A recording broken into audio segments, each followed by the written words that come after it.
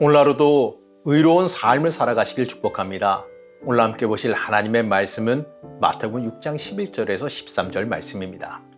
오늘 우리에게 일용할 양식을 주시옵고 우리가 우리에게 죄 지은 자를 사하여 준 것 같이 우리 죄를 사하여 주시옵고 우리를 시험에 들게 하지 마시옵고 다만 악에서 구하시옵소서. 나라와 권세와 영광이 아버지께 영원히 있사옵나이다. 아멘. 오늘도 엔게지 말씀 묵상과 함께 하시는 성도님들을 축복합니다.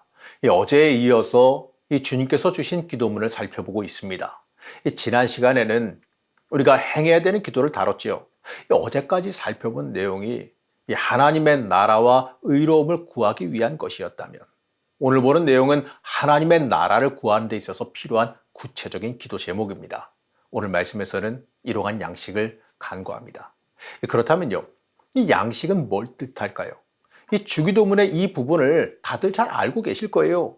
이 부분 암송하면서 여러분들 어떤 마음이 드셨나요? 어떤 분은요, 이 부분을 암송하면서 이 자신이 원하는 소원이 이루어지기를 바란다라고 말씀하는 분도 있습니다. 이 부분이 진짜 이 땅에서 살아가는데 필요한 양식이나 재물을 뜻할까요? 안타깝지만 그렇지 않습니다. 만일 그러한 의미로 말씀하셨다면 6장 31절에서 32절에 걸쳐서 이렇게 말씀하시지는 않았을 겁니다. 무엇을 먹을까, 무엇을 마실까, 무엇을 입을까 하지 말라. 이는 다 이방인이 구하는 것이라. 너희 하늘 아버지께서 이 모든 것이 너희에게 있어야 할 줄을 아시느니라.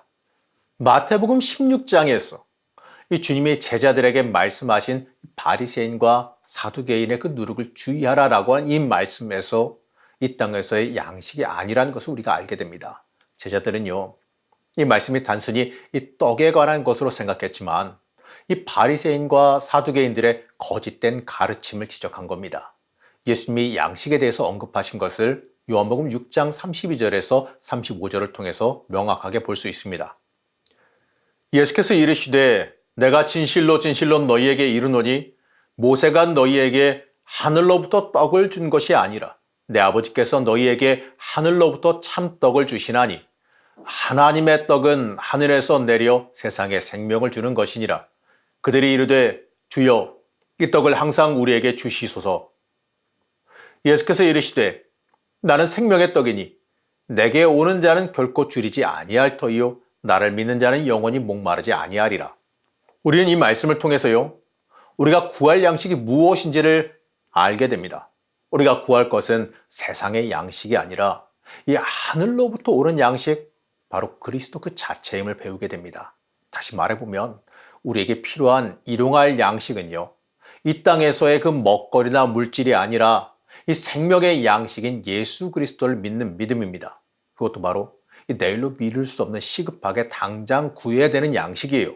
우리는요, 나도 모르게 매일같이 암송하는 주기도문을 통해서 당장 시급하게 예수 그리스도를 믿는 믿음이 샘솟기를 간구하고 있습니다. 오늘 이 시간 이후로는요, 이 주기도문을 암송하실 때 이러한 이 참된 의미를 생각하면서 암송하고 기도하시길 바랍니다. 이제 이어지는 기도는 우리가 우리에게 죄 지은 자를 사하여 준 것 같이 우리 죄를 사하여 주옵시고입니다. 이 기도는 이 죄사함을 위한 간구예요. 이 조금 전에 다룬 일용할 양식은요, 죄사함을 향한 그 주림과 기갈이 있는 사람에게 주어지는 양식이에요. 자신의 죄를 진실된 눈으로 바라보는 사람은 스스로 내 자신의 처지를 바라보면서 내가 죄로 인해서 죽게 되었다는 고백을 할 수밖에 없습니다. 심령이 가난한 사람이 외치는 고백이 되는 겁니다. 영원한 사망에 갇힌 그 자신의 모습을 봤기 때문에 하나님의 은총 앞에서 이렇게 외치는 사람이 되어지는 거죠. 주여 불쌍히 여겨주시옵소서. 나는 죄인입니다. 이처럼 일용할 양식을 갈망하는 사람에게는요, 죄사함을 향한 주림이 채워지게 됩니다. 죄사함의 은총을 받게 되는 거예요. 그런데 이 기도에는요, 전제 조건이 하나 붙어 있습니다. 우리가 우리에게 죄 지은 사람을 살려준 것 같이, 바로 이겁니다. 이 말씀은요, 조금 주의 깊게 읽어야 될 필요가 있어요. 잘못 이해하면 마치 우리가 다른 사람의 죄를 용서해 주는 것으로 하나님의 용서를 구할 수 있다고 오해할 수 있기 때문에 그렇습니다. 이 말씀의 주기도문 다음에 이어지는 14절과 15절의 말씀과 연결되면 이 오해가 더 심해집니다. 너희가 사람의 잘못을 용서하면 너희 하늘아버지께서도 너희 잘못을 용서하시려니와 너희가 사람의 잘못을 용서하지 아니하면 너희 아버지께서도 너희 잘못을 용서하지 아니하시리라. 먼저 우리가 우리에게 죄 지은 자를 사하여 준 것 같이라는 그 말씀의 본질적인 의미를 읽을 수 있어야 됩니다. 하나님의 죄 사함을 입은 사람은 이미 그 자신에게 죄 지은 사람을 용서할 수밖에 없는 심령의 성장 상태에 이르렀다는 뜻입니다. 예수 그리스도를 통해 하나님의 죄 사함의 은총을 발견했으니 이 자신에게 죄 지은 사람을 용서하지 않을 수 없는 그 심령의 상태에 이르게 되어진다는 거예요. 하나님의 용서의 은총은 이미 우리에게 주어졌습니다. 이것을 깊게 깨달은 사람은요, 자신 스스로 모든 것을 용서하는 마음을 이미 갖게 되고 이러한 사람에게 하나님의 죄사함의 은총이 주어지게 되는 겁니다. 이 과정은 회개라는 그 과정의 한 부분이기도 합니다. 회개는 하나님의 은총 안에서 내가 얼마나 빚진 자인지를 깨닫는 일로 시작해요. 하나님의 은총을 알면 알수록 내가 큰 죄인임을 깨닫게 됩니다. 그래서 더 이상 다른 사람 앞에서 내 자랑, 내 의를 더 내세울 수 없게 되지요. 바로 이 사도 바울의 고백처럼 내가 죄인 중에 괴수임을 알게 되는 거죠. 그렇기 때문에 우리는 주님의 은총의 자리에 엎드려 용서하심만 바라보게 됩니다. 이것이 우리가 우리에게 죄 지은 자를 사하여 준 것 같이 우리의 죄를 사해 달라는 의미입니다. 이 간구는요, 우리를 참된 회개의 길로 인도해 줍니다. 일용할 양식. 바로 주님의 복음은 이 죄사함의 줄임과 이 기간을 가진 사람, 이 참된 회개의 심령을 소유한 사람들에게 주어지는 은총입니다. 이제 이어지는 기도는 주기도문의 마지막이지요. 우리를 시험에 들게 하지 마옵시고 다만 악에서 구하시옵소서. 나라와 권세와 영광이 아버지께 영원히 있사옵나이다. 아멘. 우리의 인생의 기도는 멈춰서는 안 됩니다. 멈추지 말고 이러한 기도의 모습까지 이어져야 돼요.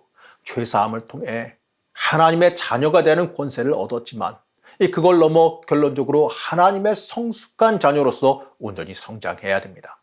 우리가 이 죄사함을 통해 하나님의 자녀가 되었고 이 하늘로부터 성령님이 임하셔서 내 아들이라는 확증을 주셨어요. 그의 나라와 그의 의가 이루어집니다. 그러나 이게 끝은 아니에요. 세상 나이가 어떠하든지 간에 하나님의 자녀로서는요, 갓 태어났기 때문에 성장하고 장성한 분량에 이르러야지요. 이 과정에서 시험은 필연적입니다. 여기서 말하는 시험은 시련의 뜻과 죄를 짓도록 충동질하는 유혹을 뜻하는 이중적인 의미로 쓰입니다. 야고보서 1장 12절에서 말하는 시험을 참는 자는 복이 있다. 이건요, 처음에 말한 시련의 의미입니다. 이어지는 13절에서 14절 말씀은 이렇게 말합니다. 사람이 시험을 받을 때에 내가 하나님께 시험을 받는다 하지 말지니 오직 각 사람이 시험을 받는 것이 자기 욕심에 끌려 미혹됨이니. 이렇게 말할 때는 뒤의 의미인 유혹을 뜻하지요. 오늘 주기도문에서 주님이 말씀하신 시험은 두 번째 의미입니다. 이 시험의 근본이 바로 악이에요. 이것을 악한 자, 바로 마귀를 뜻합니다. 마귀는 하나님의 자녀를 끊임없이 시험해서 자신의 권세 아래 두려고 그러죠. 그렇기 때문에 우리는 이것을요, 이길 수 있는 능력을 하나님께로부터 공급받기 위해서 끊임없이 기도해야 돼요. 이처럼 주님이 가르쳐 주신 기도는요, 누구에게 기도해야 되는지, 무엇을 위해서 기도해야 되는지, 어떠한 내용으로 기도해야 하는지에 대해서 명확한 안내를 하고 있습니다. 우리의 기도를 들으시는 분이 누굽니까? 바로 하늘에 계신 우리 아버지죠. 그렇다면 우리가 무엇을 위해 기도해야 될까요? 바로 그의 나라와 의가 이루어지기 위함입니다. 우리는 이러한 것을 위해서 어떠한 기도를 해야 될까요? 우리는 일용할 양식을 간구해야죠. 그러기 위해서 죄사함의 은총을 구해야 됩니다. 그리고 멈추지 말고 기도를 더해야 됩니다.